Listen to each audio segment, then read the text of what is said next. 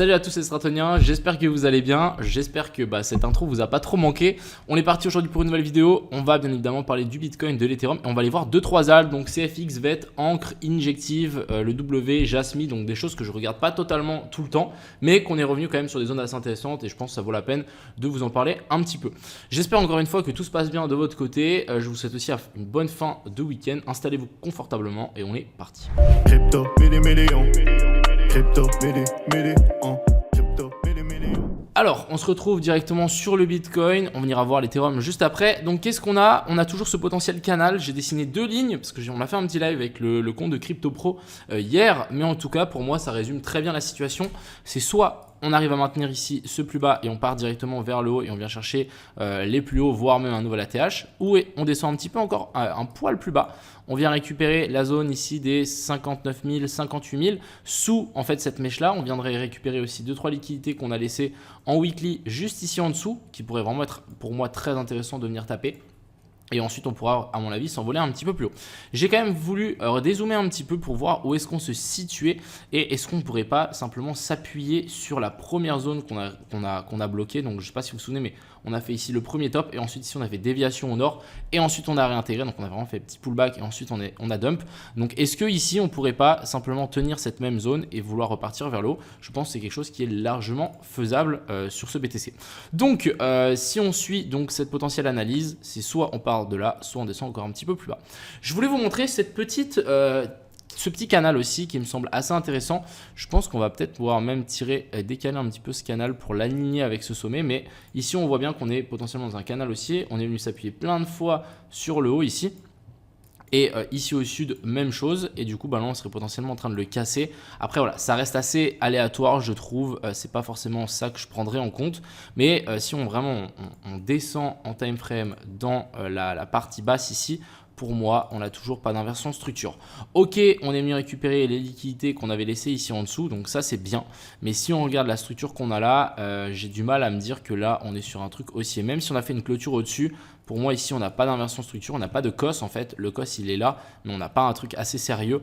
Donc potentiellement, ça a une déviation et on peut potentiellement continuer à descendre un petit peu plus bas. Ce que je voudrais voir comme descente un petit peu plus basse, c'est pourquoi pas venir récupérer parfaitement la zone des 61 200. Si vraiment on doit partir sur ces niveaux-là sans venir récupérer la mèche.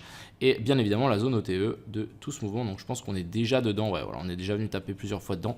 Donc affaire à suivre pour ce BTC. Mais voilà, en général, je pense qu'on n'est pas loin d'un bottom. Le bottom est soit ici, soit ici. Donc on n'y est pas loin pour réinvestir et faire du DCA. Pour moi, c'est super. Si on regarde maintenant l'Ethereum, toujours dans cette correction ici en A, B puis C, maintenant à savoir c'est est-ce que ce plus bas a été trouvé ou pas. On est venu faire d'abord une mèche dans la zone OTE et je me dis qu'on peut encore faire une mèche donc sous les liquidités qu'on a laissées juste ici. Si on passe en daily, on peut se rendre compte que on a des mèches qui ont été laissées un petit peu plus basses et je verrais bien pourquoi pas une petite mèche qui vient tuer toutes ces liquidités, qui vient récupérer tous les equal lows qu'on a laissés ici pour ensuite vouloir repartir. Ce serait le top. Donc affaire à suivre pour Ethereum, mais j'aime beaucoup la zone dans laquelle on est et investir dans Ethereum sur ces zones là. Donc je vais vraiment faire une grosse fourchette entre la zone des 5000, des 3050 et des 2700. Ça me semblerait une excellente zone d'achat pour Ethereum.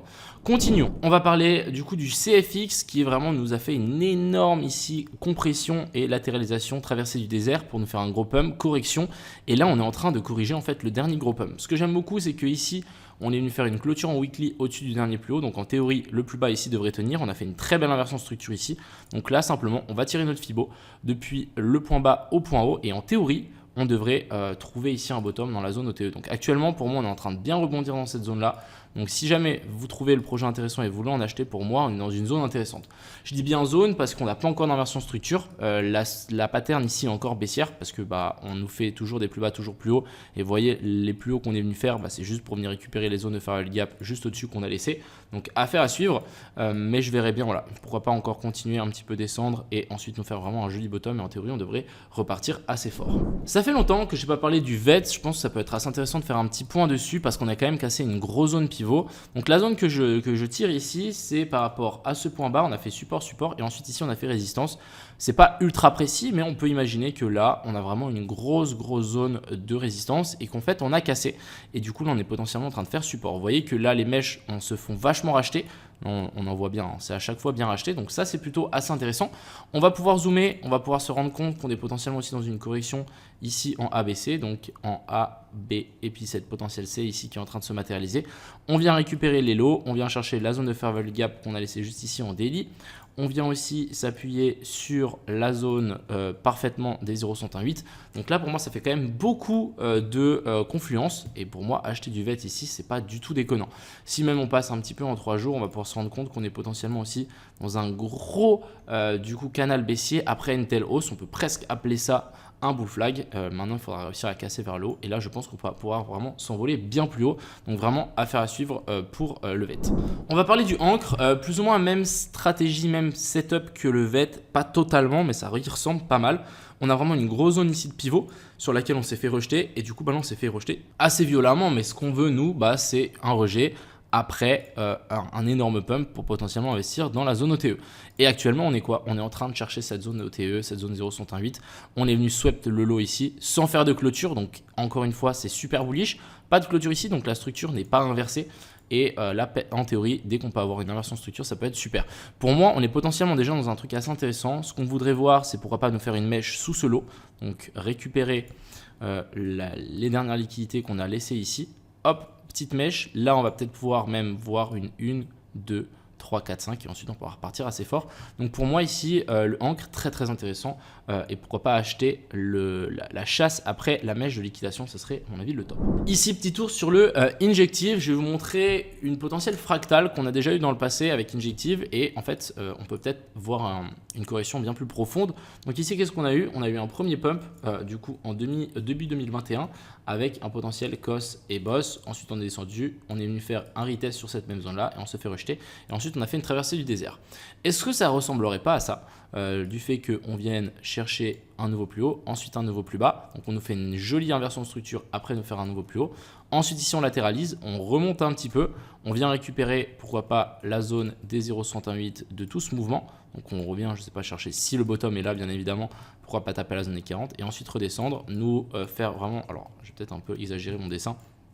Mais pourquoi pas redescendre ici, nous faire une petite traversée du désert et ensuite vouloir repartir. C'est quelque chose qui est largement faisable et qu'on fait énormément sur les alts. On l'avait fait ça sur Solana, on l'a fait sur Avax. Donc affaire à suivre pour ce petit Injective. Mais si on revient récupérer, donc je pense la zone OTE de tout le mouvement haussier, et quand je dis ça, je parle entre la zone des 21,6 et la zone des $12, ça me semblerait une excellente zone. On va peut-être essayer de pouvoir l'affiner avec notre zone de fair value gap en monthly. Vous voyez qu'on en a une juste ici en dessous. Pour moi, ça ferait énormément de sens de venir la récupérer à partir de la zone des 13,5 $. Et on va finir avec le W. Vous savez que je l'analyse et vous savez que pour moi, c'est la prochaine position que je vais prendre du coup en longue.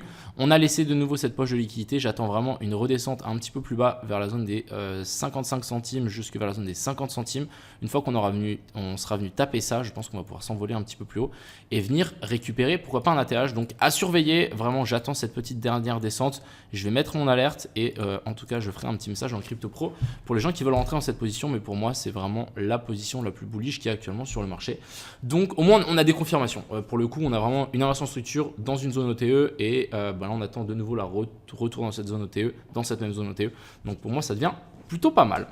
Enfin bref, voilà un petit peu ce que je voulais dire aujourd'hui. J'espère que cette vidéo vous a plu. Encore une fois, ne vous précipitez pas sur ce qu'on est en train de faire ici.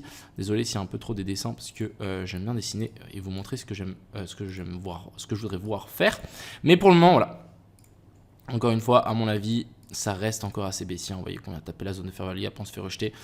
Donc méfiez-vous, une descente un petit peu plus bas vers la zone des 59 000, ce serait l'optimal. Sur ce les gars, je vous souhaite à tous une agréable fin de journée, un bon week-end en avance et puis c'était Crypto Mignon, à bientôt.